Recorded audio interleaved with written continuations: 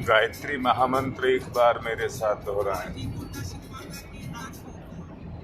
ओम भूर्भुवः स्वः तत्सवितुर्वरेण्यं भर्गो देवस्य धीमहि धियो यो नः प्रचोदयात्।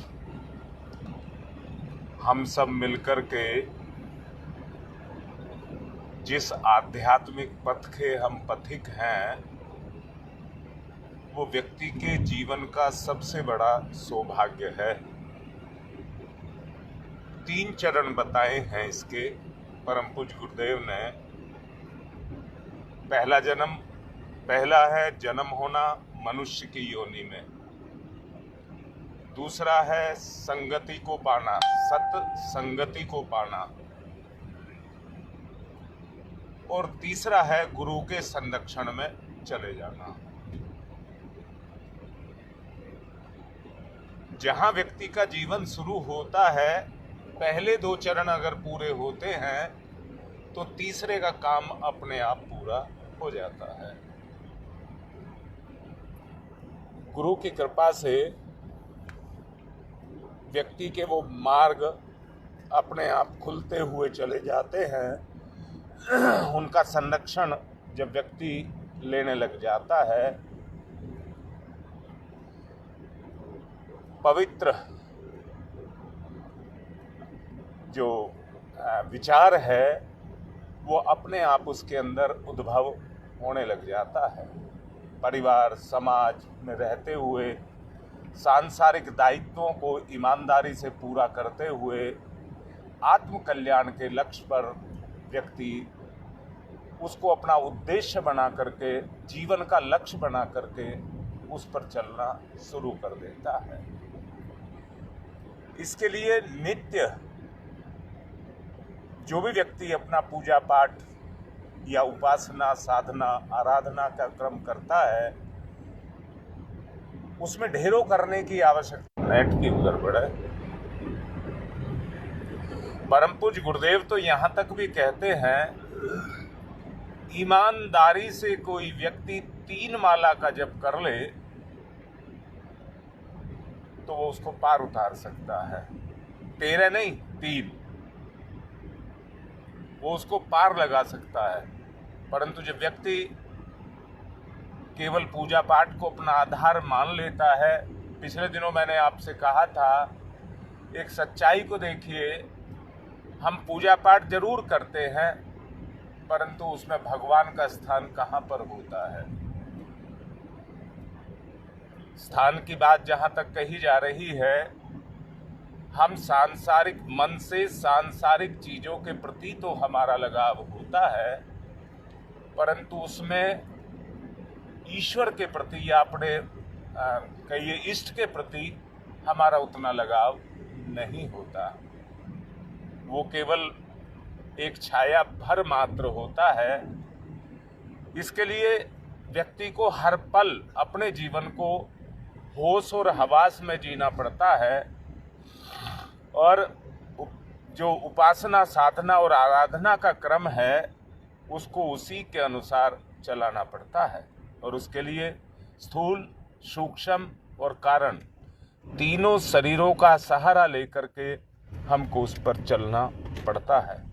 जब व्यक्ति इनको अपना आधार बना करके चलता है तो स्थूल का प्रभाव सूक्ष्म पर और सूक्ष्म का प्रभाव कारण पर पड़ता है। सत्ता तो कारण की होती है और वहीं से जीवन की शुरुआत भी होती है। वहीं से चलता हुआ जीव स्थूल से सूक्ष्म, सूक्ष्म से कारण को निखारता हुआ चला जाता है।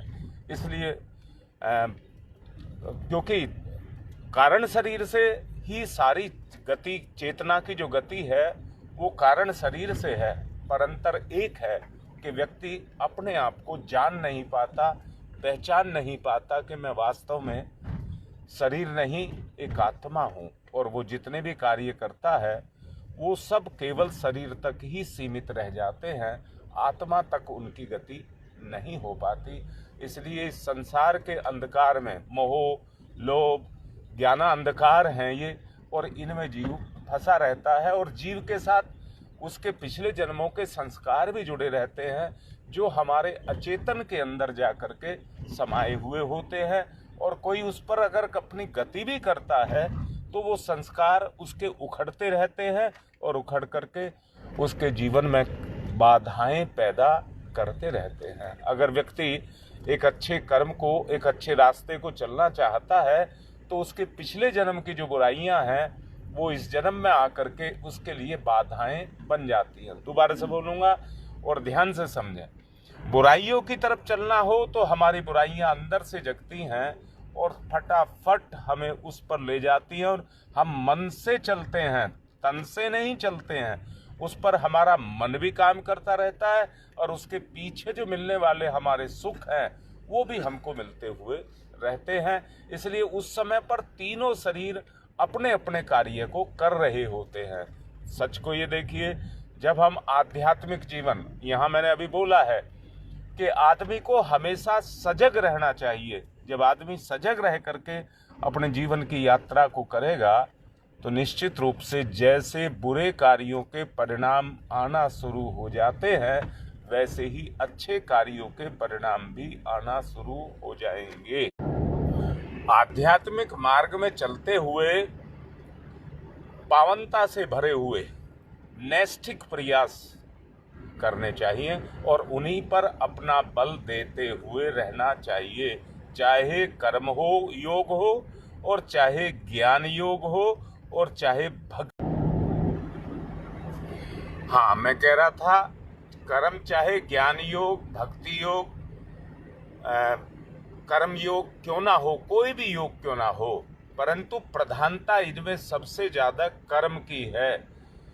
यदि कर्म को उसी भावना के साथ किया जाए, आत्म जागृति की भावना के साथ यदि कर्म को किया जाए तो अंत मध्य में प्रभु के साथ अपना सुमिरन अगर जुड़ा रहे तो कर्म के द्वारा ही फलों को प्राप्त किया जा सकता है। और फल अर्जित करके उन्हें भी प्रभु को अगर समर्पित कर दिया जाए तो समझना आत्मशुद्धि, जो क्षुद्रता के दुर्गुण हमारे ऊपर काम करते रहते हैं, वहीं संकीर्णता, स्वार्थपरता, जो ये कमियां हैं, ये अपने आप से हटने लग जाएगी और कर्मयोग सधेगा, चित्त की शुद्धि होगी, माध्यम बनेंगे, कर्म आपके लिए माध्यम बनेंगे और उन्हीं पर चलता हुआ व्यक्ति अपने जीवन को कल्याण के मार्ग पर लेकर के जाएगा और यही कल्याण का मार्ग उसके आत्म कल्याण के रास्ते को खोल देगा। ज्ञान योग पर आज देखिए आदमी बढ़ता चला जा रहा है और सदैव ही उसकी तरफ बढ़ता हुआ दिखाई दे रहा है, परंतु सच को जानिए, ज्ञान योग अगर कर्म योग के रूप में, भक्ति के रूप में यदि जगेगा तभी वो अपने आप को साध सकेगा। मैं अभी 5-7 मिनट में उठूंगा। तो इसलिए हमें ज्ञान योग के साथ में कर्म योग को महत्व देना चाहिए। आत्मचिंतन में हर वक्त व्यक्ति के, आत्मचिंतन में हर वक्त व्यक्ति के वो गुण काम करने चाहिए जिनके द्वारा आत्म कल्याण का उसका रास्ता खुलता हुआ चला जाए। यदि आप इस पर चलेंगे तो शरणागत भाव आपके अंदर जगेगा और प्रभु के प्रति आपकी शरणागति होती हुई चली जाएगी। चेष्टा हर कर्म में प्रभु की तरफ चलने की आपके अंदर होनी चाहिए। इस तरह भक्ति के मार्ग पर चलते हुए पावनता, पवित्रता, एकाग्रता, निष्ठा का बल आपके अंदर पैदा हो जाए। यदि कर्म में व्यतिरेक आ रहे हैं और आते हैं, जैसा हम प्रैक्टिकल जीवन में देखते भी हैं, तो उनको अपने पिछले प्रारब्ध मान करके उनको भोगने के लिए तैयार रहना चाहिए।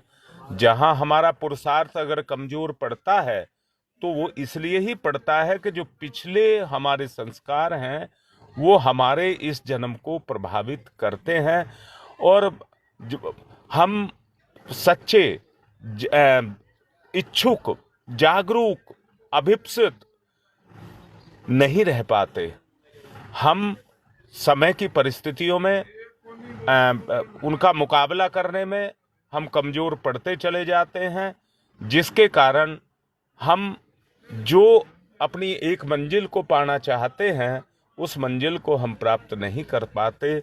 सच्चा साधक प्रयास, प्रार्थना, निवेदन जो कुछ भी करता है उसके निष्फल नहीं होते हैं। प्रभु परमात्मा तो अपने भक्त को हर वक्त संबल बन करके उसके लिए खड़े रहते हैं। यदि जीवन साधना के पथ पर कुछ गलतियां हुई हैं तो उससे हमें कुंठा अपने अंदर पैदा नहीं करनी चाहिए, बल्कि हमें ये मानना चाहिए कि ये जो भी हमारे साथ ये हो रहा है ये कुंठाएं हैं, और हम इस जो ये दृढ़ता है, मैं दोबारा से कहूँगा, आदमी अपने इस सांसारिक क्षेत्र में अपने कदम को बढ़ाता है तो उसके मार्ग में कितनी रुकावटें अपने आप आती हैं, परंतु उन रुकावटों को आदमी पार करता हुआ आगे की तरफ बढ़ता हुआ चला जाता है, रुकता कहाँ है, आगे बढ़ता चला जाता है। हमें भी भगवान के साथ में अब अपने आप को भगवान के साथ में अपनी युति करके अपने जीवन के मार्ग पर हमेशा आगे बढ़ाता हुआ रहना चाहिए, और आध्यात्मिक उन्नति की दिशा में सच्चे साधक बन करके अपनी प्रार्थना और प्रयास को ईश्वर से निवेदित करना चाहिए। कभी भी प्रार्थना निष्फल नहीं जाती है, इसलिए हमको सुनिश्चित मार्ग को अपना करके उस पर बढ़ते हुए चला जाना चाहिए। मूल बात यह है कहने की कि हमें ईश्वर के साथ में उस लगाव को बनाना पड़ेगा, जिस लगाव को बना करके हम ईश्वर के नज़दीक रह सकते हैं। हमें उसको अपने अंदर जागृत करना पड़ेगा। हम स्वार्थवश संसार में, सारा संसार स्वार्थवश बंधा हुआ है और हम भी उस स्वार्थ में आज बंधे हुए हैं, जिसमें से हमको बाहर निकलना होगा। जो भी साधना है, हमारी साधना तभी सफल होगी जब हम सच्चे साधक बन करके ईश्वर के साथ अपने आप को जोड़ते हुए चले जाएंगे, तो हमारी साधनाएं सफल होती हुई चली जाएंगी। मेरा आपसे निवेदन है, यदि सच्चे जीवन के पथ पर चलना है तो कुछ गलतियां हुई हैं, उनसे कुढ़ना और कुंठा को यहीं पर छोड़ दीजिए। जो भी हुई हैं उनको यहीं पर छोड़ दीजिए और खुले मन से अपने समर्थ गुरु, अपने कृपालु प्रभु के सामने दिल खोल करके अपनी कथा व्यथा बयान करनी चाहिए। नए संकल्प हमको धारण करने चाहिए, दृढ़ता के साथ कदमों में को आगे बढ़ाना चाहिए। पिछले दिनों भी हमने ये प्रयास किए थे कि अगर किसी से कुछ गलतियां हुई हैं तो वो उन गलतियों को साफ कर लें। मान लें साधना पथ पर विचलन, फिसलन, विषमताएं आना स्वाभाविक है। जब एक रास्ते पर चलते हुए उसके मध्य में कंकड़, ठोकर, धूल, मिट्टी सब चीज आती हैं, तो जीवन में भी ये चीजें आती हैं। कदम कदम पर अनगिनत परीक्षाओं के माध्यम से साधक को गुजरना पड़ता है। वासनाओं, तृष्णाओं, आदतों में, संस्कारों के रूप में जो समाई हैं वो हमें तरह तरह से विचलित करती रहती हैं। अचेतन की सूक्ष्म वासनाओं का खेल बड़ा मायावी है, बहुत मायावी है। याद रखना, धरती पर तो व्यक्ति तब फिसल करके गिरता है जब बादल बरसात करते हैं, धरती गीली हो जाती है, परंतु हमारी मनोभूमि वासना के प्रभाव से जिसकी निरंतर बरसात हमारे मन पर होती रहती है उससे गीली रहती है और उसमें फिसलन की संभावनाएं हर वक्त बनी रहती हैं। प्रहार, लापरवाही, उनका प्रहार तभी होता है जब हम लापरवाही करते हैं। साधक साधना का पथ ऐसा है, अपने पैरों को जमा करके हमें अडिग उस मार्ग पर चलना चाहिए। इसमें सदा खतरा बना रहता है। अचेतन के अंधेरे में कोने में छुपे हुए संस्कार कब समूह बना करके निकल आएं और हमारे ऊपर प्रहार कर दें। जैसे दुष्ट जन छुपे रहते हैं और समय पा करके वो प्रहार करते रहते हैं, ऐसे ही हमें भी इस बात को ध्यान में रखना होगा कि बुराई का प्रहार कहीं से हो ना जाए। मैं फिर से कहूँगा, आदमी कितने संकल्प लेकर के चलता है, कितने संकल्प लेकर के चलता है कि मैं पूरी निष्ठा पूरी ईमानदारी के साथ चलूँगा, फिर भी पता नहीं प्रलोभन जगते चले जाते हैं और प्रलोभनों के कारण वो इस संसार की जो माया है उसमें आकर के बहला फुसला करके वो अपने आगोश में ले लेते हैं और व्यक्ति को उसके चिंतन और चरित्र से गिरा करके उसके चरित्र को गिरा देते हैं, जिसके कारण व्यक्ति अपने जिस संबल के सहारे जो चरित्र है उसके सहारे वो टिका हुआ होता है, वहाँ पर वो कमज़ोर पड़ जाता है और कमज़ोर पड़ के अपने आप को वो उस नागपाश में फंसे हुए पाता है और जिसके कारण वो उनमें जकड़ा हुआ रहता है।